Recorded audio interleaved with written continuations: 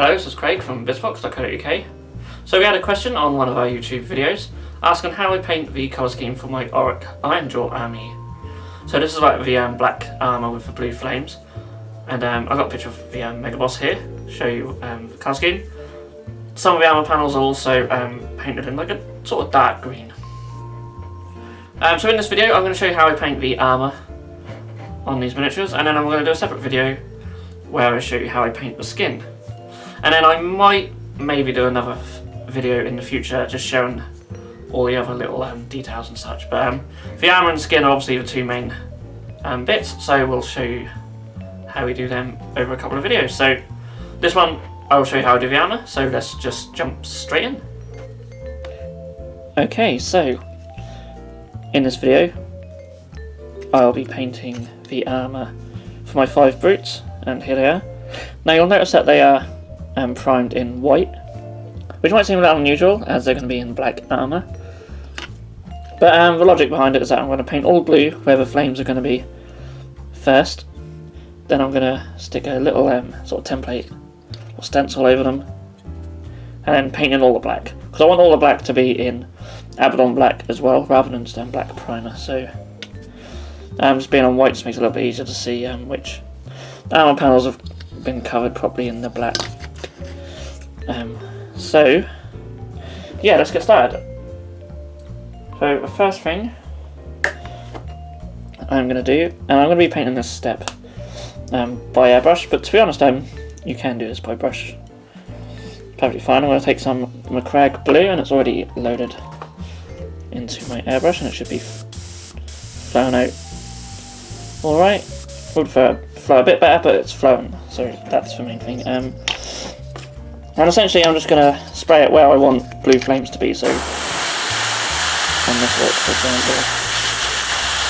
It's back run out a bit. I do need to replace this needle, but for the purposes of this it's fine, because where all the overspray is we're going to be covering. Anyway, so he's going to have some flames up top there, and let's do some down on his knee pad. For me, these flames are just in random places, and I don't overdo it too much with them. To be honest, I think that's probably going to be fine for him. This guy will do up on his arm.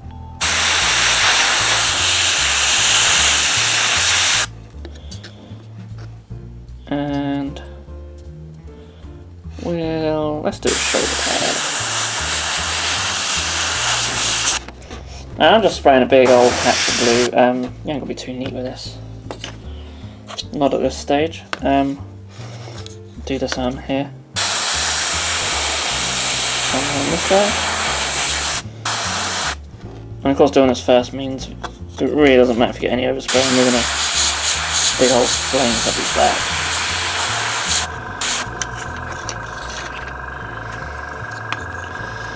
And next we've got this guy, and I certainly want flames here.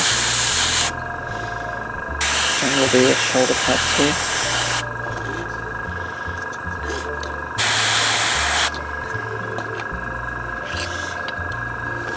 And lastly we've got the little peg leg guy here.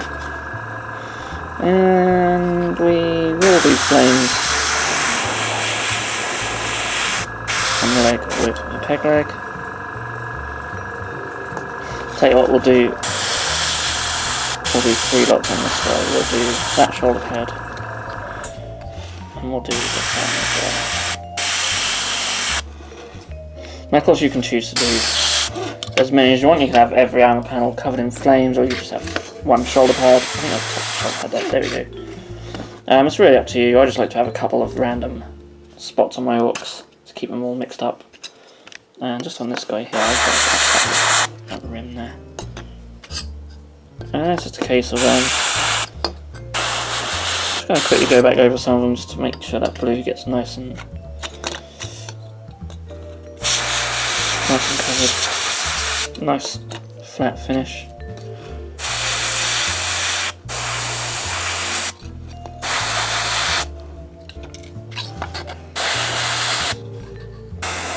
So next, to let that dry, and we're going to come in with a highlight colour. Okay, so now we're going to add a highlight to these blue areas. I'm going to take some Calidor Sky. Probably one of my favourite blues in this little line. It's a nice bright blue and it'll work as a really nice highlight. So I'm looking to catch the tops where the flames are going to go, so we've got to be a little bit more controlled of it. This time I'm going to get closer as well. So we sort of end up with that sort of gradient between the two colours. Now it's up to you how far you go with this. Well, I'm just going to try and just cover the whole armour plates. Not so much on the larger ones because the flames won't go all over them, but just cover a large enough area just so you got yourself covered. Okay.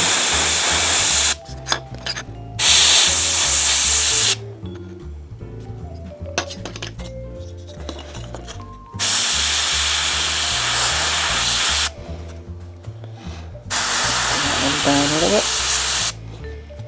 Of course you could even transition up more with other blues, but I'm just going for a simple approach, just 2 different colours. That works well enough. If you're painting this by brush, you could glaze the colour over a few layers to get a nice transition, or you could even blend between the 2 colours. Even layering over the top won't look too bad as long as you keep your paint thin enough. You'll get a nice enough transition for this effect.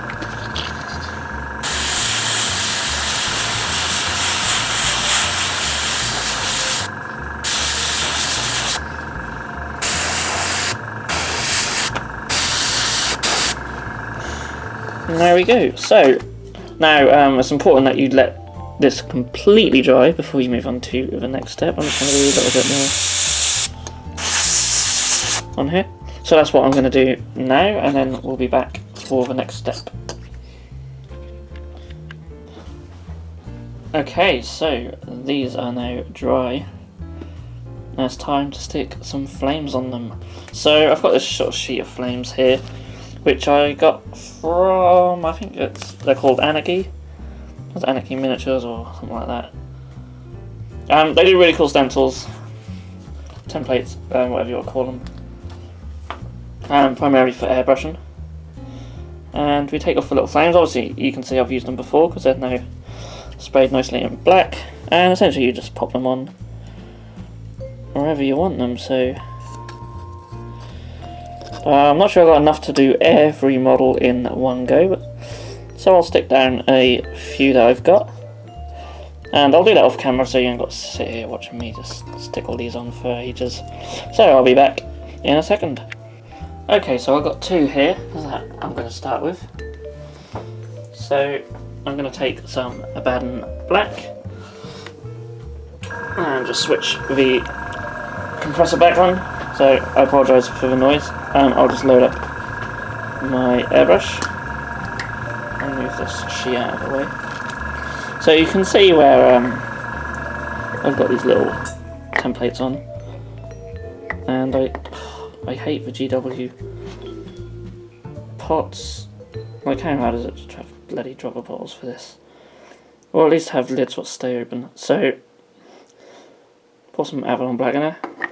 Essentially I'm just going to spray the whole of the miniature now, because we want a lot of his armour and that to be black, and that'll give us a nice black base coat to work off. So spray this all over, and that's the essentially a little bit of water still in the cup. So we'll send that one to one side, and we'll start with this one. There we go.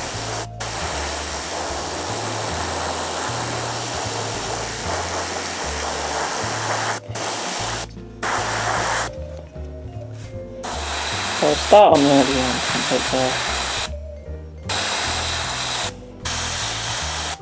Now there will be some areas where the airbrush might not reach, because obviously there's bits of these little stencils in the way. So once they come off, you can just use the Abaddon Black to neaten up for the rest of the miniature. So I'll continue spraying these, and then we'll be back. Okay, so we are back now to the usual painting spot. I've just grabbed one of the brutes. So you can see now that the stencils have come off, we're left with these nice blue flames. A couple of areas where we've sort of gone around the corners where they're not perfect, but we can always neaten them up with a brush if we wish. He's got some more on there. So the next step in doing the armour is to paint a few of the armour plates just slightly differently. So I don't want like all black armour plates, although these are going to still be quite dark. I'm going to base coat them with Stegadon Scale Green. So these are similar to like on the GW scheme, they have the yellow armour, and they just mix up with this sort of greeny colour. And I quite like that, and we are going to do a wash over it to darken it down, so that will match the scheme quite well, hopefully. So a lot of this inside I still need to go over with black, but a few of these I'm going to do in this colour. And as it's a base paint, it goes over black really well. And I'm just going to do random armour plates, so we'll do this one over here as well. And I think I'm going to do the other shoulder pad, and maybe, definitely this one as well. Get it in camera, sorry. Definitely want to do that one. It's got that.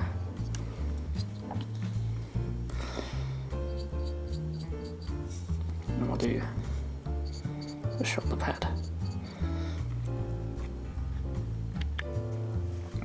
Okay, so now that this base coat is dry, we're going to take some Nuln oil and apply it all over the Stegadon Scale Green areas. So this will darken that colour down quite nicely, and that'll help tie it in a bit more with the black. So I just want a nice smooth coat all over the shoulder pad, and try not to get it to pull up too much at the bottom. Also give it a little bit of a sort of a dirty feel, which for orcs is never a bad thing really. So I'm trying to apply it on all the armour plates. You'll see that I also did that knee pad and a little plate in the belly as well.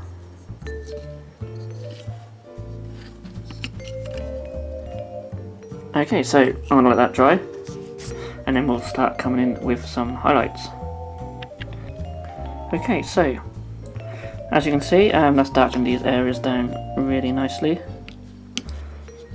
So next up we're going to come in with an edge highlight, and we're going to take some dark Reaper.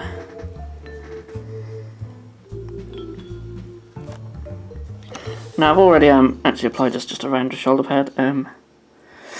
This is take 2 of applying the dark Reaper. I just wasn't happy with the first take. So I'm just applying it as an edge highlight around all these armour plates, and I'll show you in this example on the knee pad.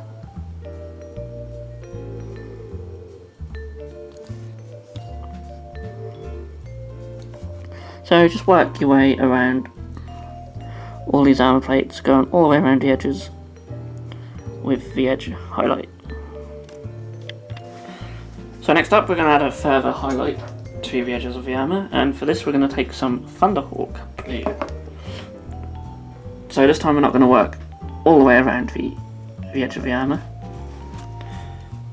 We're just going to concentrate on any sharper details. So for example, the point of this armour here.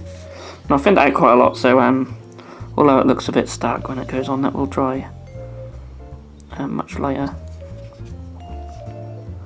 Just neaten that up a little bit. It's probably just a little bit too thin actually, so I'll just have a little bit less on the brush. And I'll hit this corner up here. So any sort of corners, sharp details, even the rivets, you could use this colour, although I might just go with metal. So just work your way around all the armour plates, and then we can move on to highlighting the black areas. Okay, so these areas are now complete, and we can move on to the black. So the first edge highlighting on the black areas is some Eshin Grey. So, exactly the same deal as before. We're going to go all the way around the armour plates with this edge highlight. And let's look at this armour here. So just carefully working your way around the armour plate with the paint thinned out slightly, of course. And just work your way around the armour plate.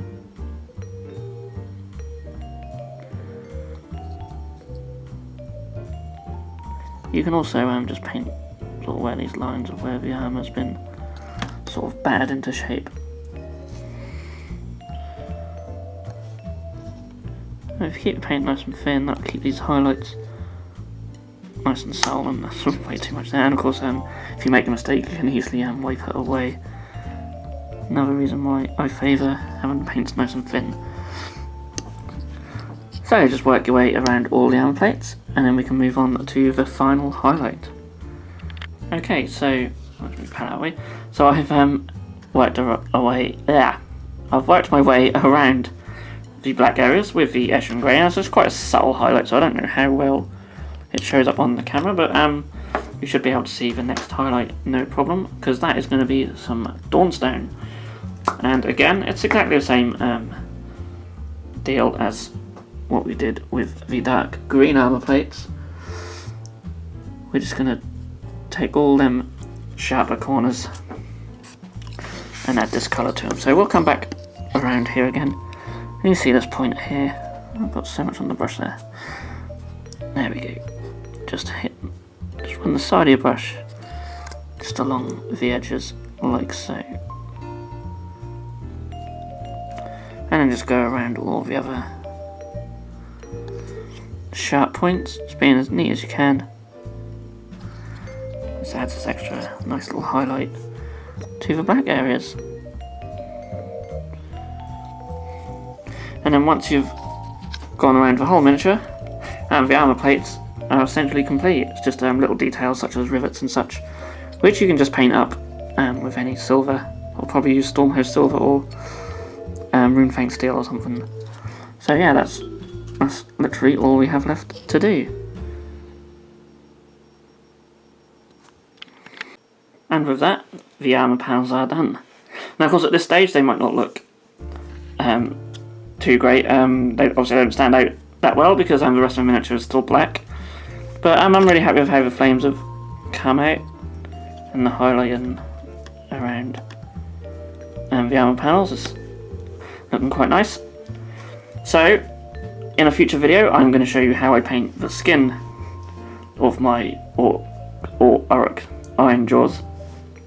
And I may do a future video on all the other details as well. Obviously things like the metal and that are straightforward. But we'll see. I'm definitely going to do another video on the skin, and hopefully you'll see that in the not too distant future. So all that's left for me to say is thank you so much for watching. I really hope you've enjoyed this tutorial, and I hope that's answered the question on how I paint my Orruk Ironjawz, at least for the armour. And as I said, we'll see the skin very soon.